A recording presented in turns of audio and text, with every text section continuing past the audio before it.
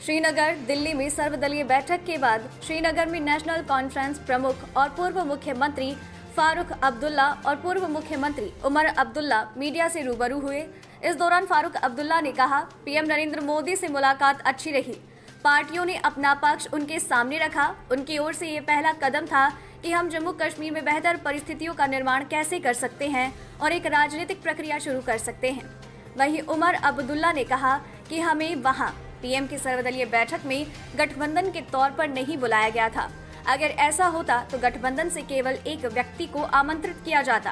हालांकि हमने बैठक में ऐसा कुछ नहीं कहा जो गुपकार गठबंधन के एजेंडे से बाहर हो। नवभारत समाचार, श्रीनगर से अनु चौधरी की रिपोर्ट। मैंने प्रेस से इसलिए बात नहीं की कि मैं समझता हूँ कि पहले मुझे अपने पार्टी के लोगों से बात करनी चाहिए और जो अलायंस फॉर गुपकार के मेंबर्स हैं उनसे भी बात करनी है। वज़ीर आज़म की मुलाकात जो थी वो बहुत अच्छी रही। सब पार्टीज ने अपने अपने ख्यालात उनके सामने रखे और ये पहला कदम था उनकी तरफ से कि किसी के तरीके से जम्मू कश्मीर में हालात बेहतर बनाए जाएं और एक सियासी दौर शुरू किया जाए। इसके अलावा मैंने आपसे कुछ कहना नहीं। जब तक मैं अपनी जमात से बात नहीं करूंगा, मैं आपके सामने कोई और के बारे में कह नहीं सकता। बाकी आपको सब पता है, उमर साहब ने आप बहुत से वहाँ पे प्रेस वालों से भी बात की है और अखबारों में भी है वहाँ से। अगर आपने कुछ पूछना है तो पूछिए। डॉक्टर साहब, आप यहाँ गए थे अपनी पार्टी को रिप्रेजेंट करने हैं, plus because participants were also here, लेकिन जो आपने प्रेस में बयान दिए कि आपने मुद्दों पर बात की, तो जो गुपकार का स्टैंड था वहाँ वो आपने इंडिविजुअली अपनी पार्टी को रिप्रेजेंट की। तो do we think that it is the end of the Gupkar alliance? This meeting was also the end of Gupkar alliance, and plus Why should the meeting be end of the alliance? and plus the acceptance of Why? post Why and should other it be the situations. end of the alliance? Why? Because nobody spoke as spokesman of Gupta. You spoke देखिए not ना, in the report. एक I didn't speak as एक second. Gupta. अब हमें वहाँ पे alliance National के Conference हमें President. वहाँ पे अलायंस के तौर पे नहीं बुलाया गया था। अगर बुलाया गया होता तो अलायंस की तरफ से एक ही वहाँ पे बात करने के लिए बुलाए गए होते। वहाँ पे जो पार्टीज हैं उन्हें वहाँ दावत दी गई। वहाँ पे नेशनल कॉन्फ्रेंस, पीडीपी और सीपीआईएम जो गुपकार अलायंस के मेंबर्स हैं उन्होंने मीटिंग में शिरकत की। लेकिन मीटिंग में शिरकत करके हमने कोई ऐसी बात नहीं की जो गुपकार अलायंस के एजेंडा के बाहर रही हो। आखिरकार गुपकार अलायंस ने क्या कहा है कि 5 अगस्त 2019 को हम कबूल नहीं करते और इसके लिए जो हमें कॉन्स्टिट्यूशनली, पीसफुली, लीगली, पॉलिटिकली जो हमें करना होगा, इसको अनडू करने के लिए वो हम करेंगे। अब ये बात वहाँ करके या मीटिंग से बाहर आके प्रेस के सामने कह के, तो गुपकार अलायंस का जो एजेंडा है वो अनडू कहाँ पे हुआ? ना वहाँ जाके किसी ने भी वज़ीर आज़म से ये कहा कि आप अब 5 अगस्त, मतलब हम में से जो गुपकार अलायंस के मेंबर्स हैं वहाँ पे किसी ने तो ये नहीं कहा ना आपके पास 5 अगस्त को हम कबूल करते हैं, आगे बढ़िए। हमने कहा ना कि हम वहाँ लोग नाराज़ हैं, इस फैसले से खुश नहीं हैं, वो चाहते हैं कि तब्दीली हो। लेकिन अब हमें लोगों को धोखा भी नहीं देना है। हम अगर लोगों को ये कहें जनाब कि हम 5 अगस्त के फैसले का रिवर्सल जो है मोदी साहब से ही हासिल करेंगे, वो लोगों को धोखा होगा ना। जिन्होंने हमसे लिया हम क्या लोगों को यही धोखा दें कि उन्हीं से हम वापस हासिल करेंगे? और साफ अल्फाजों में वज़ीर आज़म साहब के सामने न सिर्फ महबूबा मुफ्ती साहिबा ने, फारूक साहब ने भी ये कहा ना, बीजेपी को 70 साल लगे अपना 370 को हटाने का एजेंडा कामयाब कराने में। हमें अगर 70 हफ्ते, 70 महीने या जितना टाइम लगेगा, हम हम अपने मिशन से पीछे नहीं हटेंगे। तो साफ अल्फाजों में जो हमें कहना था कह दिया, और वज़ीर आज़म साहब ने सुना। और क्या चाहते हैं आप? Umar Saab, do we see the 70% of what Home Minister said in his press conference was about delimitation commission, and he insisted that this process should start. So after the meeting, do you think that now it is clear that as you participated in a meeting in Delhi, you will participate in the process of the delimitation? As far as the delimitation commission is concerned, the party has made it very clear. They have authorized Dr. Saab to take a view as and when necessary. There has been no fresh approach to the National Conference from the delimitation commission. As and when the delimitation commission makes an approach to the national conference, Dr. Saab has been authorized by the party to take a view. And what will be that view? Now, why should we tell you here? We'll tell the delimitation commission. No?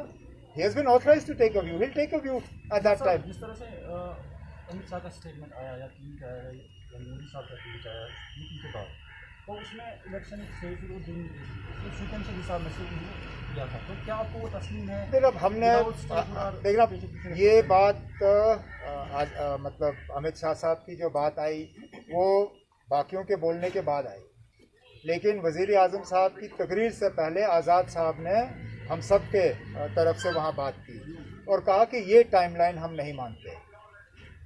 Delimitation election statehood नहीं, delimitation statehood फिर election. अगर election कराना ही है तो पहले statehood लौटा दीजिए, उसके बाद फिर इलेक्शन पे हम बात करेंगे। तो ये बात हमारे तरफ से आज़ाद साहब ने वहाँ मीटिंग में रखी है और हम इस बात पे जब जब हमें मौका मिलेगा हम इस पे जोर जो है देते रहेंगे। Thank you, sir. Umar Saab, your party member Hasnan Masoodi Saab has said that even if the 370 is sub judice, that doesn't mean that we will not fight for it outside, even for the Supreme Court politically as well. But you have said that you don't want to go. नहीं ना, we have not said. आप क्यों? हमने कब कहा? ना हमने sub judice अल्फाज का इस्तेमाल किया। हमने कहा ना that we will fight it for it politically, constitutionally and legally. Sub judice, unfortunately, words were used only by two people. Ghulam Nabi Azad Saab used the term that it is sub judice and he doesn't want to talk about it, and Muzaffar Beg Saab said it is sub judice and you can't talk about it. I do not believe that just because it is in front of the Supreme Court that it is not a subject for discussion. Of course it is a subject for discussion. It is a subject for discussion. We discuss it. It was a subject in our DDC polls. We will continue to agitate the matter and I keep making this point. Legally, constitutionally and peacefully. That is our right and we will exercise that right. And personally, if the Article 370 was not restored, you won't fight the elections. मैं personally थोड़ी ना यहाँ बैठा हूँ, मैं party की तरफ से बैठा हूँ यहाँ। मैंने बार इस सवाल का जवाब दिया है। मेरा फिलहाल इलेक्शन लड़ने का कोई इरादा नहीं है। पार्टी का जो फैसला होगा वो अपनी जगह। अब आपको उससे क्या लेना देना? मैंने आपसे कहा ना, फिलहाल मुझे इलेक्शन लड़ने का कोई शौक नहीं है। Sir, one of the members is Mehdi Saab is very angry with the party. Have you consulted him or talked about him, or do you want? He is almost. No, I'm not going to discuss individuals here. Thank you. If there is something that is between us. Sir, do you think that by saying that after 370 is sub judice, Muzaffar Beg and Azad Saab have kind of not have that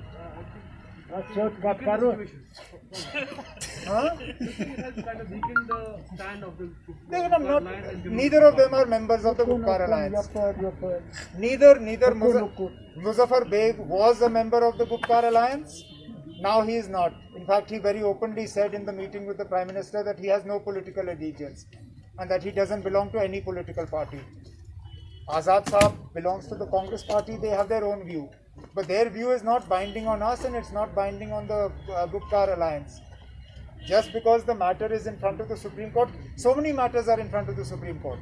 Does that mean we stop talking about them? For the longest time, Babri Masjid demolition was in front of the Supreme Court. Did the BJP stop talking about it?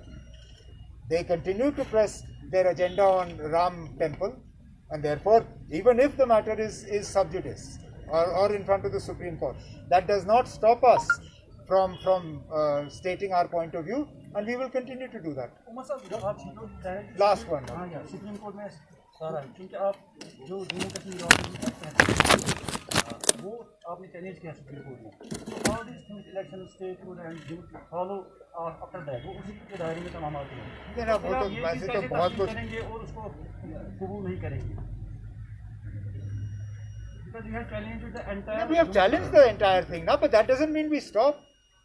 मुझे बताइए ना, यहाँ के लोगों से आप बात करिए, अगर जम्मू कश्मीर की आवाम हमें ये कहती है कि ना जब तक सुप्रीम कोर्ट का फैसला नहीं आता है तब तक हमें कोई फर्क नहीं पड़ता, अगर अस्पताल का कामकाज रुक जाए, अगर कोई डीसी किसी आम कश्मीरी को गिरफ्तार करे, सिर्फ ये उसकी खता थी कि उसने कहा कि मैं लोकल अफसर से बात कर सकता हूँ, बाहर वाले मुझे समझते नहीं हैं, और उसके लिए जेल भरा गया उसको। जो सख्ती हो रही है, जो बार बार यहाँ लोगों को तंग किया जा रहा है, बंद किया जा रहा है, ये सब हो रहा है। यहाँ जो एक ब्यूरोक्रेटिक अनचेक्ड एडमिनिस्ट्रेशन है, अगर जम्मू कश्मीर के लोग ये पसंद करते हैं और कहते हैं ना हमें ये बिल्कुल ठीक है, ये ऐसा ही रहने दीजिए जब तक सुप्रीम कोर्ट का फैसला नहीं आता, हम हाथ ऊपर कर लेंगे ना। लेकिन अगर यहाँ के लोग राहत की सांस चाहते हैं, अगर यहाँ के लोग चाहते हैं कि फील्ड में अफसर वो हो जो उनकी बात कर सके, जो उनकी बात सुन सके, समझ सके, जो उनके बच्चों की तालीम की उनकी फिक्र हो, उनके सेहत की फिक्र हो, तो फिर मुझे लगता है कि गाड़ी दोनों पटरी पे चल सकती है। वो लड़ाई हम छोड़ेंगे नहीं, लेकिन जहाँ जहाँ हम लोगों को थोड़ी बहुत मुसीबत से निकाल सकते हैं, निकालना चाहिए ना। Dr. Sir, were you conveyed for when will the next meeting be or when will the engagement? How will it go forward? Any kind of Nothing is I tell fixed. you one honestly. No, don't do too much honesty. I am very frank about that. The meeting took place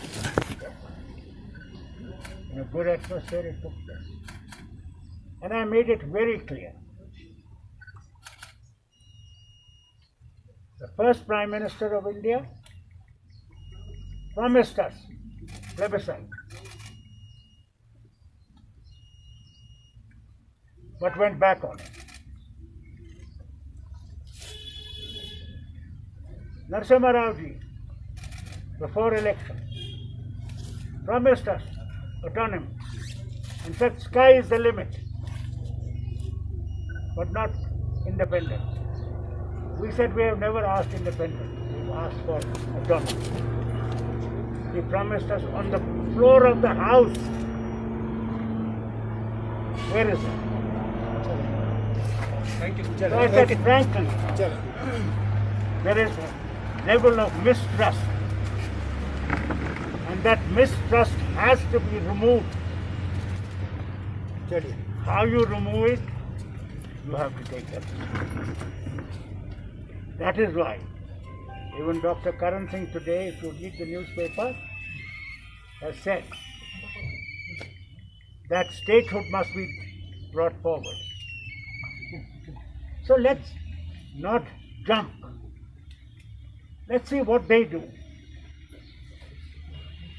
How do they remove that mistrust?